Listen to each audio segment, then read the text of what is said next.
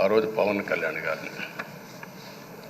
కళ్యాణ్ గారిని assembly gate కూడా తాకనీయం అని పెద్ద పెద్ద డైలాగులు చెప్పారు. 21 సీట్లలో పోటీ చేసి 21 సీట్ని గెలిపించిన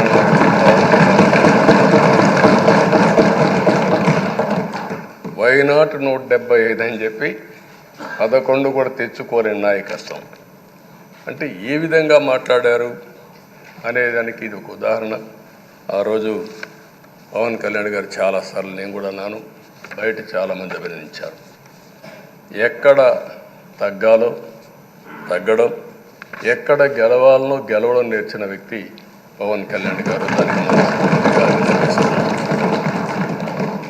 ఈరోజు మనందరం కూడా గుర్తుపెట్టుకోవాల్సింది, రాజకీయాల్లో సుదీర్ఘమైన రాజకీయాల్లో ఉన్నాం.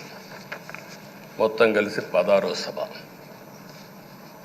మీ అందరికంటే సీనియర్ మోస్ట్ నేను. 8 + 1 9వసారి, అంటే 16 సభల్లో 16వ సభ 9 సభల్లో ఉన్నాను. అంటే అన్ని సభలను చూశాను. నా జీవితంలో ఎప్పుడూ చూడని సభ మొన్న జరిగిన సభ, 15వ శాసనసభ. కానీ ఇప్పుడు నేను కోరుకునేది మీ దగ్గర నుంచి, అది ఒక చెడు సభ కింద, ఒక కౌరవ సభ కింద మనం భావించాం.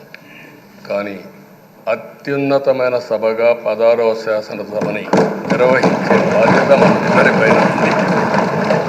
గౌరవప్రదంగా నిర్వహించాలి. అదే సమయంలో ఇక్కడుండే ప్రతిపక్షాల దృష్టిలో పెట్టుకొని కాదు, 24 గంటలు మనం ప్రజలతో ఉండాలి.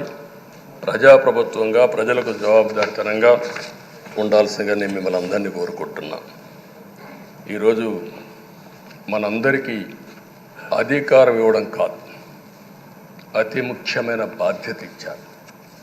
ఈ రాష్ట్రాన్ని మళ్ళీ ఘాటున పెట్టమని మనతో మాట్లాడారు, మనకు చెప్పారు. ఎప్పుడు కూడా నేను ఒకటే భావిస్తాను, ప్రజా జీవితాలను మార్చే శక్తి ప్రభుత్వ విధానాలకు ఉంటుంది. ఆ ప్రభుత్వ విధానాలకు రూపకల్పన చేసే సభ ఈ చట్టసభ. ఈ విషయం ప్రతి ఒక్కరూ గుర్తుపెట్టుకోవాల్సిన అవసరం ఉంది. ఈరోజు మనం చేసే పని